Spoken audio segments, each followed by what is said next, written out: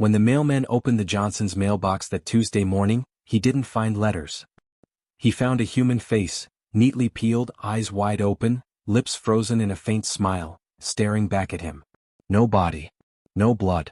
Just skin folded like a farewell note.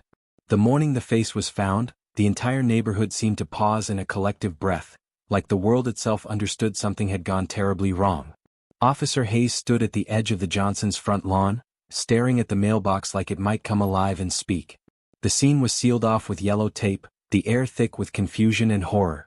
Inside an evidence bag lay what had been retrieved, a full human face expertly removed with barely any tearing.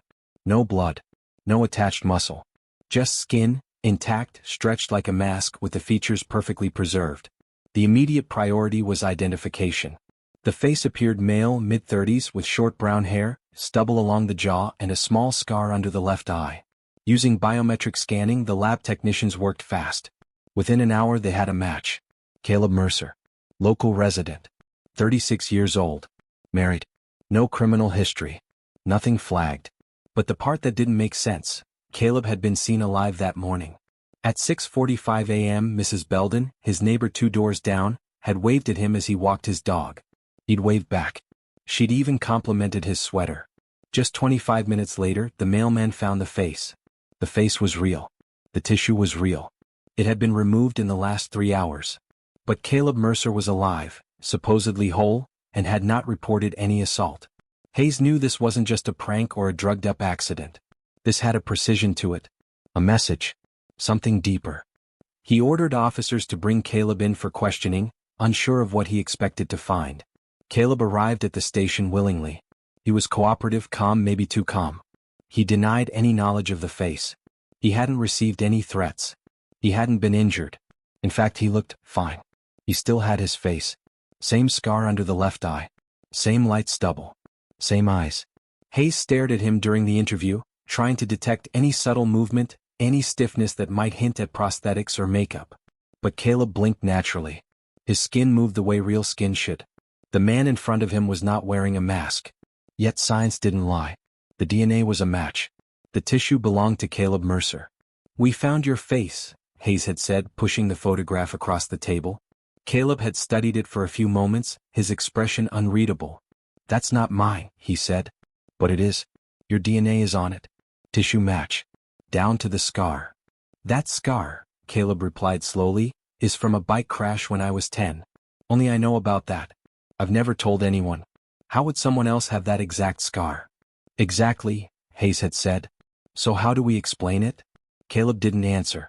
Instead he asked to go home. No evidence linked him to a crime, and legally, Hayes couldn't hold him. The man hadn't done anything, yet. But something about him was deeply unsettling. Hayes had dealt with criminals for years, men with dead eyes and rehearsed lies. Caleb was different. It wasn't that he was hiding something, it was that he didn't seem sure whether he was hiding anything at all. Back at the Mercer residence, police conducted a preliminary sweep. No signs of forced entry, no blood, nothing overtly suspicious. But then they checked the basement. Underneath the floorboards, hidden beneath loose panels, they found a surgical kit. Blades, clamps, antiseptic wipes, threads. Professional tools. Too professional. The kind used in autopsies or precise dissections. All clean. Too clean. Sterile. Almost unused, except for one scalpel that had trace amounts of organic tissue. Human. When confronted with this, Caleb didn't act surprised. In fact, he simply asked, "What did you expect to find?" His wife, Emily, later told officers that Caleb had recently become withdrawn. Quiet. He'd stopped going to work. He spent long hours staring at himself in the mirror. She once caught him muttering something under his breath, something about finding the real layer underneath. He had stopped sleeping regularly, and the dog refused to enter the basement. Hayes asked Emily if Caleb had ever spoken of hurting himself or others. She said no. But then she handed over a journal she'd found hidden in his closet. The pages were full of sketches, human faces, some melting, some stitched together. Words repeated over and over, "This is not my face. Skin is memory. Peel away what I am." It read like a descent into madness. Hayes couldn't shake the thought. What if Caleb had removed his face, somehow, and now wore another? What if the man walking around wasn't entirely Caleb anymore, but something that had taken his place? There was no logical explanation. but every shred of evidence pointed to something impossible. Then came the surveillance footage. Caleb was seen leaving his home twice that morning. Once at 6:45 a.m. with his dog. And again at 7:03 a.m., alone, hoodie pulled tight, carrying a small black bag. Same man. Same face. Two versions of him minutes apart. Officer Hayes realized they weren't dealing with a normal case. This wasn't murder. It wasn't identity theft. This was something much more disturbing, and it had only just begun. The days that followed were a quiet unraveling. Caleb Mercer returned to his normal routine, but everything about him felt subtly wrong. To those who knew him best, something had shifted, and not just in his behavior. His presence felt different, like a badly tuned radio frequency, familiar yet off. His coworkers said he spoke less, avoided eye contact, and when he did speak, his voice had an odd cadence, like someone mimicking normalcy from a distance. Emily tried to convince herself that the stress of the police investigation was simply wearing him down, but deep down, she knew something was wrong. Terribly wrong. One night, she woke to the sound of whispers. Soft, constant murmurs like a conversation with no pauses. She followed the sound to the bathroom and found Caleb standing shirtless in front of the mirror. The light was off. He didn't notice her at first. He was staring at his own reflection, whispering phrases under his breath, repetitive and nonsensical. It's underneath. Underneath. Peel away. Peel away. His fingernails scratched lightly against his cheeks, over and over, leaving faint red lines in their wake. When she flicked the light on and asked what he was doing, he blinked, startled, but only for a moment. Just thinking, he said quietly before brushing past her and returning to bed without another word. The next morning he didn't remember it had happened. Or claimed not to. Emily confided in Officer Hayes. He listened carefully, making notes, already overwhelmed by the number of bizarre inconsistencies piling up around Caleb. As more interviews were conducted, a clearer, and more chilling, picture began to form. A neighbor recalled seeing Caleb digging in the backyard late at night. Another said he noticed the streetlight outside the Mercer's house flickering violently every time Caleb walked beneath it. A delivery man claimed Caleb opened the door with an eerie grin, standing completely still as the package was handed over, never blinking once. These small details wouldn't have meant anything on their own, just odd behaviors easily explained. But stacked together, they began to feel like glimpses of something unexplainable. Hayes returned to the journal Emily had handed over. He had it reviewed by a forensic psychologist, Dr. Miriam Lowe, who specialized in psychosis and identity disorders. Her analysis wasn't comforting. According to her, the journal didn't read like the thoughts of someone unraveling, but of someone transforming, shedding layers of identity as if trying to become something else. She pointed out the repeated references to mirrors, to peeling skin, and to the idea that the human face was just a mask, a lie covering the true self. The writing was fragmented but intentional. What disturbed her most was one sentence that kept reappearing: "The face is a map, but the map is wrong." Meanwhile, forensic techs were still trying to make sense of the face found in the mailbox. Under UV light, they discovered something that had gone unnoticed: faint etchings along the inside of the skin. Tiny, deliberate carvings. Symbols. Not random slashes, but something closer to an ancient script. Indecipherable. Unmatched in any database. That turned the investigation on its head. This wasn't just psychological. This was something else, something darker. Hayes wanted another interview with Caleb, but by then the man had become increasingly reclusive. He refused to return calls. His home was dark most of the time. Emily had left him, moved in with her sister, too terrified to stay. Caleb claimed he understood. Said he needed space.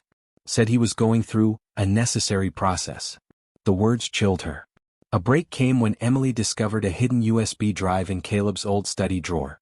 It was labeled simply, "Shed." On it were dozens of video files, night vision clips showing Caleb in the basement.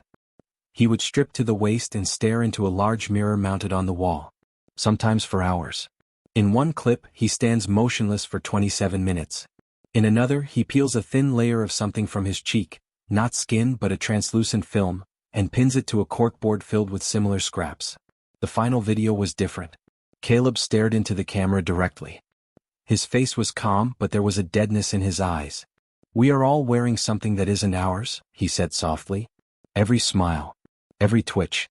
We're stitched together by lies. I just chose to undo the stitching." That night, Hayes returned to the Mercer house with a warrant.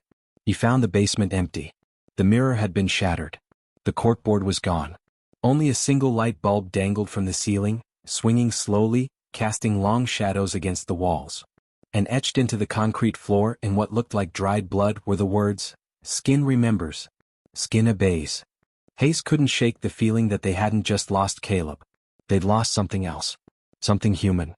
The disappearance of Caleb Mercer was as sudden as it was complete. One night he was home, lights dim, curtains drawn tight, neighbors reporting the flicker of candlelight from his basement window. The next morning the house stood silent. The door was unlocked, the dog left wandering in the backyard, the kitchen sink still dripping. But no Caleb. His phone was still charging on the nightstand. Wallet untouched.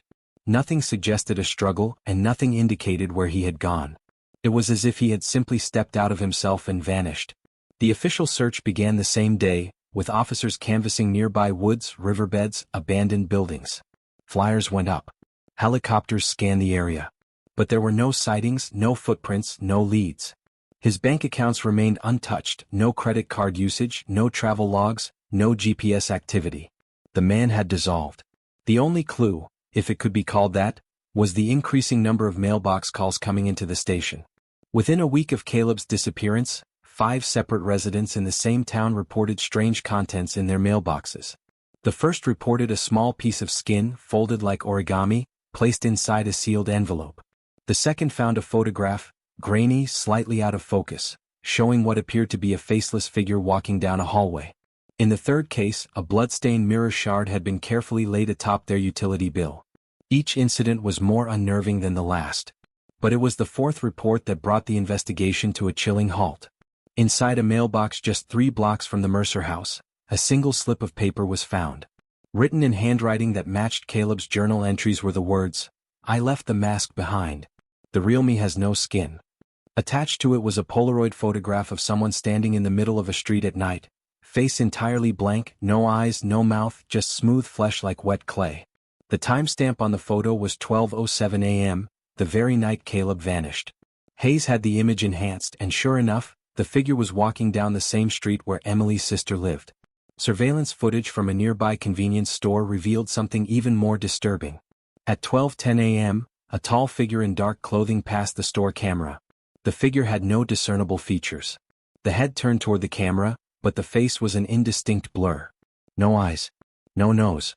Just smooth skin where a face should have been. Like something wearing the idea of a human. Hayes watched that clip over and over, trying to find logic in it. Could it have been a mask? A trick of the light? But there was something biological about it, something grotesquely real in the way the figure moved, the subtle flexing of the skin around the skull as it walked. It wasn't an imposter. It wasn't a disguise. It was something else. The sightings didn't stop. Over the next week, more images appeared, each time delivered to a mailbox. A grainy video clip of someone standing silently at the foot of a child's bed.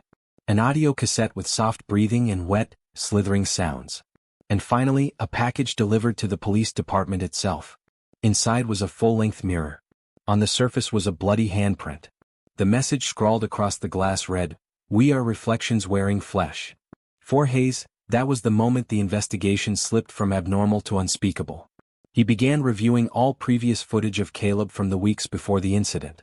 In several background reflections, store windows, car mirrors, even the glint off a polished countertop, his face appeared different. Not by much. But it was always slightly off. The angles didn't quite match the real-time view. The eyes were too deep or the smile a half-second delayed. In the mirror, something else was looking back.